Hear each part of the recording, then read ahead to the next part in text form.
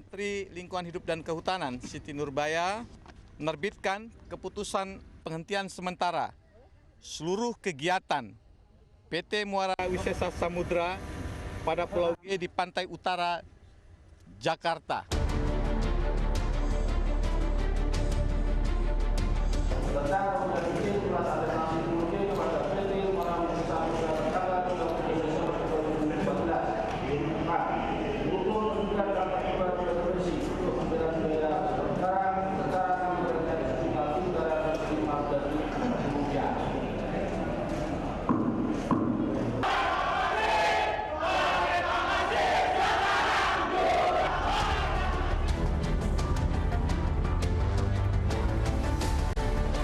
Pemerintah Provinsi DKI Jakarta terkesan plin-plan menanggapi putusan Majelis Hakim Pengadilan Tata Usaha Negara yang membatalkan SK Gubernur nomor 2238 tahun 2014 tentang pemberian izin reklamasi Pulau G di Teluk Jakarta. Sehari pasca putusan diketuk palu, Ahok ngotot tetap melanjutkan proyek reklamasi yang akan diambil alih oleh badan usaha milik daerah. Kaum nelayan pun semakin beradang. Serangkaian aksi demo terus dilancarkan menuntut orang nomor 1 di DKI tersebut tunduk pada putusan hukum. Setelah dikecam sejumlah pihak, sikap Ahok lantas berubah. Ahok berjanji akan menaati putusan PT UN Jakarta untuk menunda proyek reklamasi. Ya, kita tentu harus patuh kepada putusan hukum. Putusannya kan menunda sampai mendapat keputusan inkra yang tetap. Ya sudah, kita tunggu. Sama seperti ketika Menteri Lingkungan Hidup memberikan surat, minta kita menunggu sampai melakukan audit lingkungan. Ya tunggu. Belakangan, proyek reklamasi Teluk Jakarta memang mendapatkan sorotan tajam. Ini dikarenakan bukan hanya proyek tersebut berselimut korupsi, namun juga proyek ini mengancam nasib nelayan dan merusak lingkungan. Akankah reklamasi ini benar-benar dihentikan atau hanya sandiwara belaka menyambut babak baru di persidangan?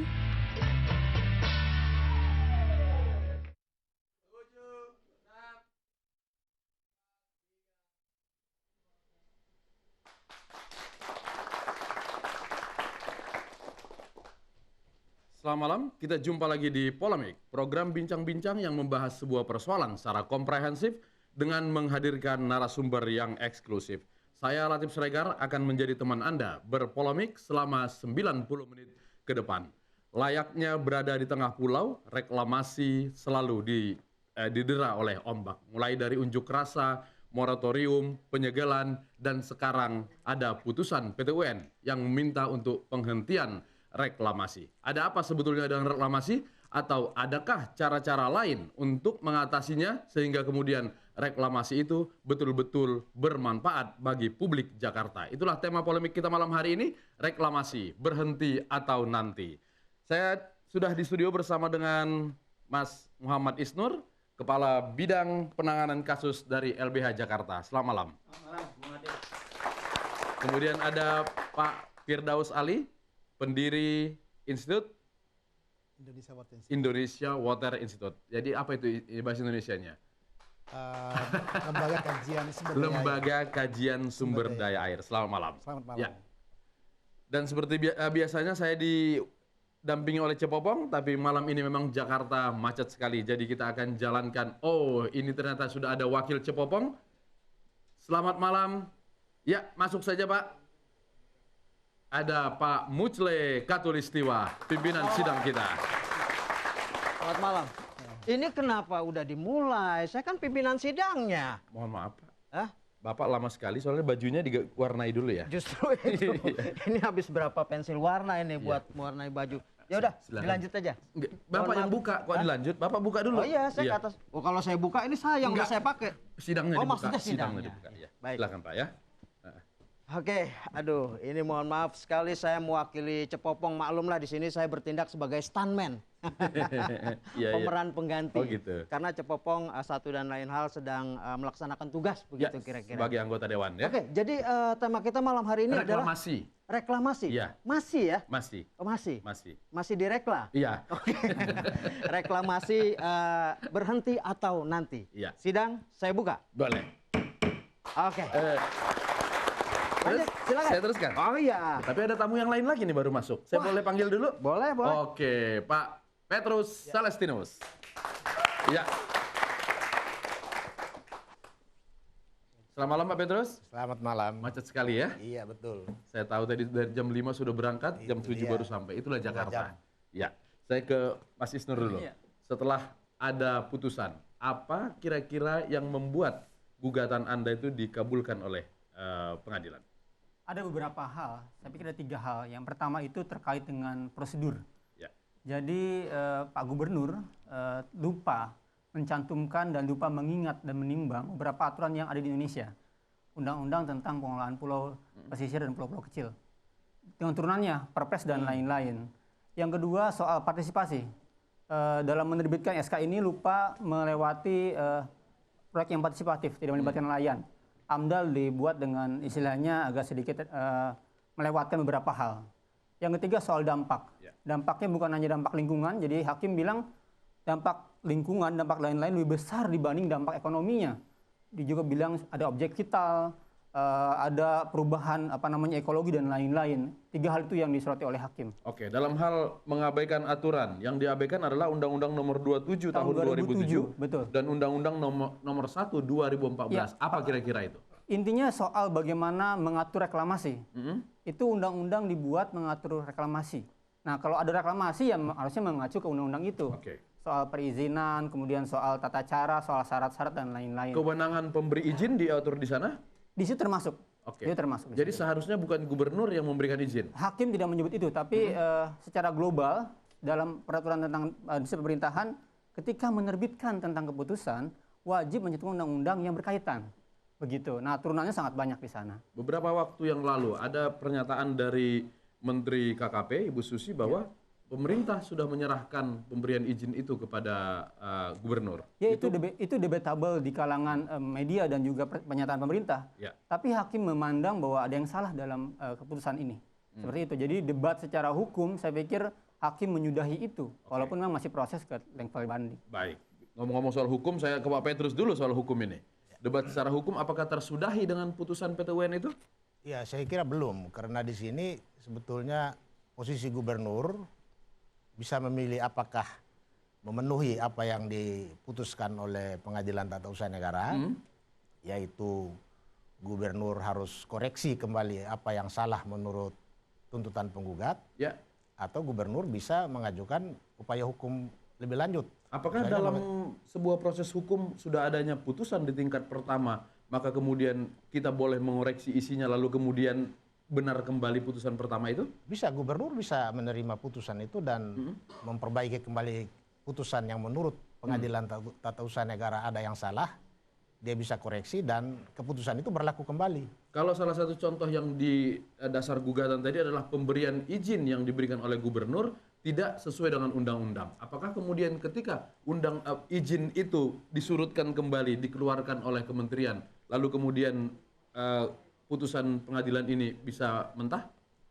Bisa, tergantung kepada siapa yang oleh undang-undang diberi wewenang untuk memberikan izin.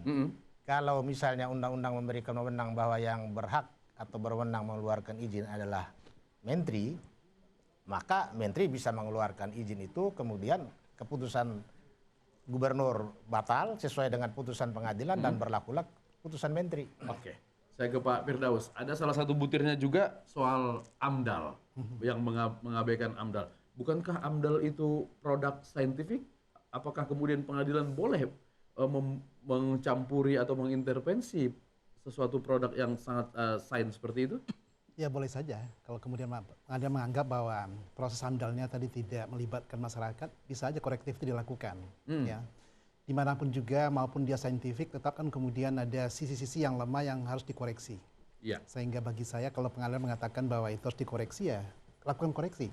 Tapi yang saya bisa garis bawahi bahwa apakah kemudian PT UN membatalkan, meminta dicabutnya izin tadi, esensi dari reklamasi seharusnya tidak berubah. Kenapa? Karena memang saya katakan berkali-kali bahwa kita butuh ruang yang jauh lebih dari yang ada saat ini. Kedua adalah kita butuh merestorasi kembali Teluk Jakarta. Ya. Jadi bagi saya sebetulnya blessing aja kalau kemudian PT UN memutuskan bahwa korektif tindakan yang harus dilakukan oleh gubernur itu harus dilakukan. Kenapa? Memang ya jangankan direklamasi, dimanapun juga kesalahan itu pasti ada. Kenapa? Kenakalan selalu ada di mana-mana, lalu kemudian ketidakpatuhan selalu ada di mana-mana. Justru bagi saya blessing. Kenapa? Karena memang reklamasi tadi telat, tujuannya baik. Ya. Lalu kalau ada penyimpangan dan sebagainya itu tentunya harus dikoreksi. Oke. Apakah reklamasi bagus atau tidak? Apakah itu masuk dalam gugatan Anda dan kawan-kawan? Iya, hakimnya hakim lingkungan. Dan kami juga mengapresiasi hakim banyak mengkaji, menyebutkan, mempertimbangkan aspek lingkungan di sana. Dia bilang dampak ekologis yang sangat luar biasa, bahaya kalau diteruskan. Makanya hakim mengabulkan penundaan. Jadi jangan lagi ada pembangunan sampai inkrah. Oke. Kan ada dua, ada pokok perkara, ada penundaan. Ya. Nah, kalau hakim sampai levelnya mengabulkan penundaan, berarti ada sesuatu yang gawat di sana. Kalau hanya misalnya dicabut SK-nya tapi terus berlanjut, akan berdampak parah. Makanya hakim mencegah. Ditunda semua pembangunan sampai terus inkrah. Oke. Nah, kemudian yang kedua, saya ingin meneruskan, hakim itu bukan meminta, tapi hakim mewajibkan amarnya. Dan sebagai kepala negara, sebagai pemimpin pejabat yang baik, wajib taat hukum. Nggak ada kemudian saya nggak mau melaksanakan, saya teruskan, tapi kemudian saya mengganti dengan perusahaan yang lain. Nggak seperti itu. Oke. Hari ini pernyataan Pak Ahok sudah sesuai dengan alhamdulillah putusan memperbaiki pengadilan. Ya, kemarin mungkin diprotes. belum membaca barangkali ya. Tapi saya juga ini berapa kali nih kami berhadapan dengan Pak Gubernur di kasus yang lain juga sama. Dulu Bu Retno misalnya, langsung komentarnya kami nggak akan laksanakan putusan. Itu sangat nggak elok dan sangat nggak baik dalam memberikan pelajaran kepada publik soal tren hukum. Oke, kita berhenti dulu. Saya mau mengomentari pengawal Anda. Apakah itu rambutnya direklamasi? Oh, maaf, itu bukan rambut saya kira. Apa itu? Itu sejenis pembersih karpet. Jangan menyinggung soal rambut pengawal saya. Saya sebetulnya masih asik menyaksikan diskusi ini. Tapi kita harus skors dulu ya. Saya boleh mengambil sedikit kesimpulan. Bukan kesimpulan. Iya, boleh. Tapi saya melihat bahwa reklamasi ini memang sangat menjadi perdebatan sengit. Saya kira hakim lingkungan di sini juga mengambil kebijakan tidak main-main. Karena hakim di sini butuh singkatan yang khusus dalam kasus reklamasi. Harus ketahui imbasnya. Hakim harus ketahui imbasnya. Tapi kita akan melihat bahwa negara ini adalah negara kepulauan. Kalau ternyata pulau kita hilang satu persatu, itu ada sebuah lagu. Apa itu? Kehilangan. Baik. Kalau sudah tiada, baru terasa bahwa kehadirannya sungguh berharga. Kita skors dulu, nanti kita lanjutkan.